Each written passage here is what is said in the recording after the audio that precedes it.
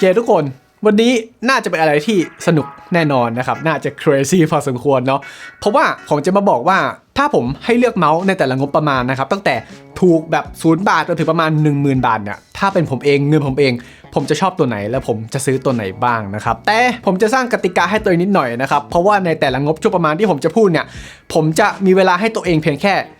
40 วินาทีเท่านั้นนะครับในแต่ละงบช่วงประมาณเนาะไม่ได้เกี่ยวว่าผมจะพูดประมาณ2-3 ตัวหรือ4 ตัวหรือแม้แต่ตัวเดียวเนี่ยก็จะเป็น40 วิเหมือนกันเว้ยเหตุผลที่ตั้งกติกานี้ขึ้นมานะครับก็คือมันจะได้สนุกด้วยแล้วก็มันจะได้แบบจำกัดแบบความชอบของผมด้วยเว้ยให้เลือกแค่เฉพาะตัวที่ผมแบบ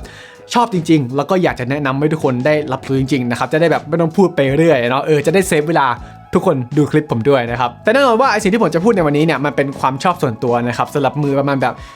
16.5 เซนแล้วก็จับ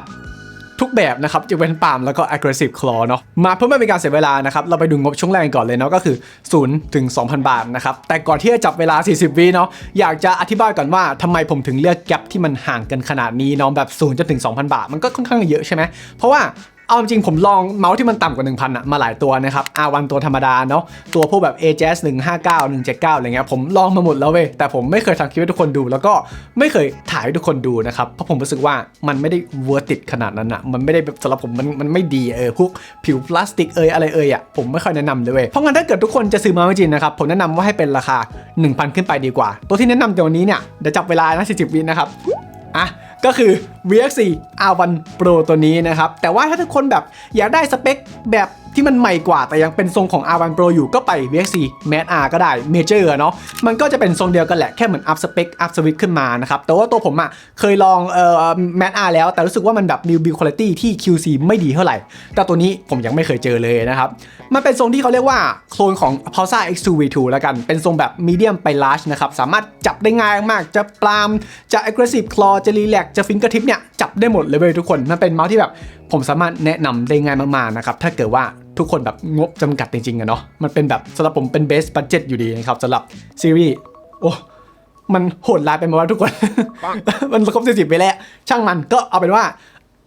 นั่นแหละแนะนำอยู่ดีนะครับในราคาพันต้นเนาะช่วงต่อมานะครับก็คือช่วงราคา 2 ถึง 3,000 บาทเนาะในช่วงราคานี้เนี่ยผมมองว่ามันจะเป็นช่วงที่คุณภาพของตัวเมาส์นะครับกำลังจะ exceed หรือว่ากำลังจะเกินราคาของตัวมันเองไปแล้วเว้ยซึ่งในช่วงราคานี้เนี่ยผมจะมี2ตัวนะครับซึ่งผมจะพูดครบภายใน40 วิไหมผมก็ไม่รู้เหมือนกันตัวแรกกับทุกคนก็อาจจะรู้กันอยู่แล้วนะครับเดี๋ยวผมขอจับเวลาก่อนแล้วกันเนาะ40 วิเริ่มตัวแรกนะครับไม่น่าแปลกใจอะไร OP1 8K นะครับเมาส์ตัวนี้เนี่ยมันดีถึงขนาดที่ว่าถ้าเกิดเขารุ่นไร้สายเขาเข้าไทยมาเมื่อไหร่นะครับไม่ว่ามันจะอยู่ที่งบเท่าไหร่ก็แล้วแต่มันจะเป็นอันดับหนึ่งในใจของผมเสมอนะครับมันเป็นเมาส์ที่มีชั่วโมงการบินอาจจะเยอะอันดับต้นๆหรือมากที่สุดของผมแล้วก็ได้เนาะผมมือเล็กๆแบบผม 16.5 เซนนะครับจับมันได้ง่ายมากๆเลยเพราะงั้นผมก็ยังแนะนำอยู่ถ้าเกิดว่าณตอนนี้นะถ้าเกิดคุณไม่ได้หมายเลื่อนสายนะครับอีกตัวหนึ่งที่ก็แนะนำเหมือนกันก็คือ Skyrock V8 เนาะมันเป็นเมาส์ท้ายโด่งหน้าต่ำนะครับที่โคลน X2H Mini นะถ้าเกิดคุณรู้ตัวว่าคุณชอบจับ Aggressive Claw หรือว่า Relax Claw นะครับก็ซื้อไปเลยในราคานี้ไม่ได้ดีไปกว่านี้แน่นอนเว้ยหมดเร็วมากนั่นแหละ OP1 8K แล้วก็ Skyrock V8 นะครับช่วงราคาต่อมานะครับก็คือ 3-4,000 บาทเนาะผมมองว่าไอ้ช่วงราคานี้เนี่ยการแข่งขันแม่งสูงมากเลยเว้ยแม่งเกลื่อนตลาดแม่งเยอะมากเลยนะครับในช่วงประมาณ$100เนาะก็เลยตัดสินใจยากเหมือนกันที่จะเลือกมาในวันนี้นะครับแต่ว่าเลือกมาแล้วมีแค่2ตัวนะครับไปเริ่มกันเลยแล้วกันตัวแรกก็คือ Hitscan Hyperlight ตัวนี้นะครับมันเป็นรูปทรงที่แบบว่าอินสปายมาจาก Viper Mini แล้วกันแต่ยังจะมีความแบบความบานๆออกที่มากกว่านะครับมันก็เลยเป็นเมาส์ระดับมีเดียมนะเป็นเมาส์ไซส์กลางๆผมไม่ได้ถือว่ามันเล็กนะครับเป็นไซส์กลางๆที่ใช้งานง่ายมากๆแล้วกันไม่ว่าคุณจะแบบมือแบบไหน16จนถึง21 เซนแล้วคุณเป็นคนที่จับปาล์มจับคลอจับฟิงเกอร์ทิปเนี่ยผมการันตีได้ว่าคุณจะจับได้หมดแล้วครับแล้วก็พวกแบบ build quality อะไรอย่างนี้ก็ถือว่าดีมากๆด้วยอีกตัวหนึ่งที่ผมก็เป็นแบบ favorite มาตลอดก็คือลามซูทอนจริงๆผมไม่ควรจะพูดในคลิปนี้ด้วยซ้ำแต่ว่าผมก็อดที่แบบไม่พูดไม่ได้จริงเว้ยถ้าเกิดชอบเออร์โก้แบบสั้นๆแต่ว่าสูงนะครับเหมาะกับคนมือเล็กก็ยังเป็นออปชันที่1ในใจผมเสมอนะครับส่วนช่วงราคาที่จะพูดนะตอนนี้นะครับก็คือ 4-5,000 บาทเนาะน่าจะเป็นช่วงราคาที่ผมรู้สึกว่าง่ายที่สุดเท่าที่ผมจะพูดในวันนี้แล้วก็ได้นะครับจับเวลาเลย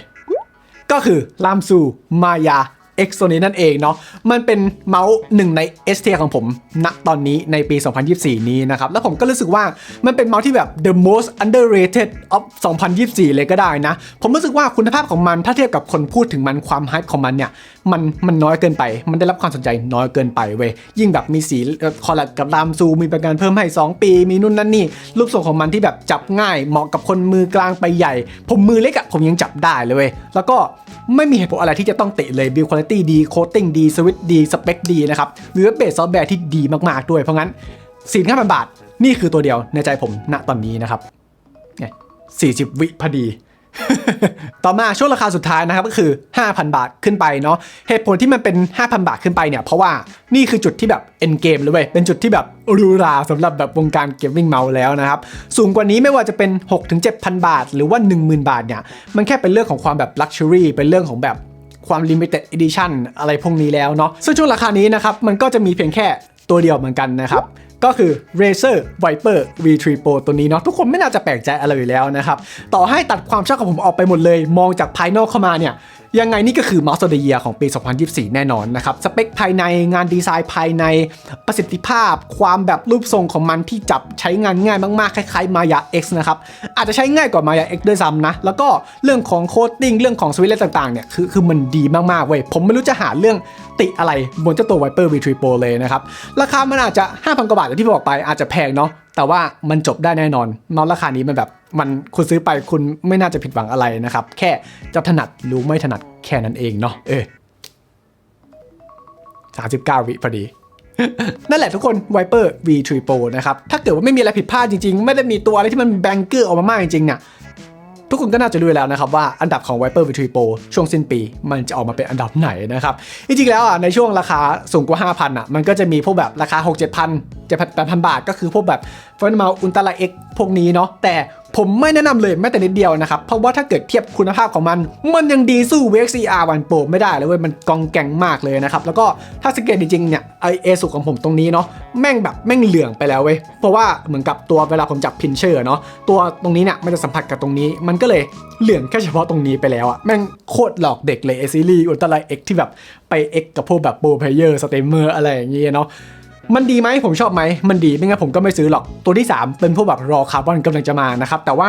สำหรับคนทั่วไปแล้วกันที่จะต้องกัดฟันซื้อเนี่ยผมไม่แนะนำเลยเว้ยมันคุณภาพแม่งกากมากทุกคนเลยส่วนตัวหนึ่งนะครับที่ผมรู้สึกว่าผมไม่พูดไม่ได้จริงเว้ยแบบมันต้องพูดจริงเป็น honorable mention แล้วกันเนาะก็คือ Xiaomi FK2 DW ตัวนี้นะครับหรือว่าเป็นรุ่น FK2 ไร้สายที่ใช้เซ็นเซอร์3950แล้วก็ใช้งาน polling rate ได้ 4,000 Hz แล้วกันเนาะจากทาง Xiaomi นะครับเหตุผลที่ผมยังไม่แนะนำมันนะตอนนี้เนี่ยก็เพราะว่าผมเพิ่งได้มันมาเว้ยแต่ผมชอบมันมากๆนะครับมันเป็นทรงที่ผมคิดถึงมากมันเป็นทรงที่ผมเคยใช้เมื่อสมัยยังวัยรุ่นยังเรียนไม่จบนะครับสำหรับเจ้าตัว FK2 ตัวนี้เนาะมันก็ผมขอให้เวลากับมันอีกนิดนึงแล้วกันผมไม่อยากใช้เพียงแค่ประมาณ 2-3 วัน 3-4 วันแล้วมาแนะนำมันเลยผมว่ามันไม่ใช่เวนั้นเท่าไหร่นะผมอยากจะทดลองประมาณแบบเดือนก่อนกันหรือว่าหลังจากทำคลิปรีวิวมาแล้วกันนะครับว่าฟีดแบ็กของผมมันยังเป็นเหมือนเดิมอยู่ไหมเพราะว่ามันก็ยังมีข้อสังเกตอะไรมากมายที่ผมควรจะให้เวลามันมากกว่านี้แล้วกันแต่ว่าอยากจะเมนชั่นมันในคลิปนี้มากๆนะครับเพราะว่าแง่ของรูปทรงอย่างเดียวเนี่ยมันดีมากๆเว้ยถ้าเกิดคุณชอบ FK2 อยู่แล้วตัวนี้เป็นตัวจบคุณได้แน่นอนนะครับอีกทีนะครับทุกคนลิสต์ที่ผมพูดในวันนี้ทั้งหมดเนี่ยมันเป็นความชอบส่วนตัวของผมนะครับการจับของทุกคนอ่ะมันไม่เหมือนผมอยู่แล้วเว้ยเพราะงั้นถ้าเกิดจะเอาผมเป็นเกณฑ์เป็น reference นะครับผมแนะนำว่าไม่ควรจะบวกลบขนาดมือผมเกิน2เซนติเมตรเนาะผมมือ 16.5 เซนราวๆนั้นนะครับถ้าเกิดคุณประมาณแบบ19เซนก็ความชอบก็อาจจะไม่เหมือนผมก็ได้นะครับแต่ว่ามันก็จะมีข้อยกเว้นอยู่พวกแบบHitscan Hyperlight Maya X แล้วก็ Razer Viper V3 Pro เนี่ยอันนี้คือ3ตัวที่ผมรู้สึกว่าเป็นทรงคล้ายๆกันแล้วกันแบบจับง่ายนะครับแค่เป็นขนาดที่มันต่างกันอยู่แค่อย่างละนิดอย่างละหน่อยฮิสแกนเนี่ยจะเล็กที่สุดนะครับแต่ก็จับได้ง่ายมากๆเลยทุกคนสำหรับวันนี้ถ้าเกิดทุกคนสนใจตัวไหนเป็นพิเศษก็เดี๋ยวผมแปะลิงก์การซื้อไว้ทางด้านล่างแล้วกันนะครับไว้เจอกันคลิปหน้าทุกคนบ๊ายบายโปร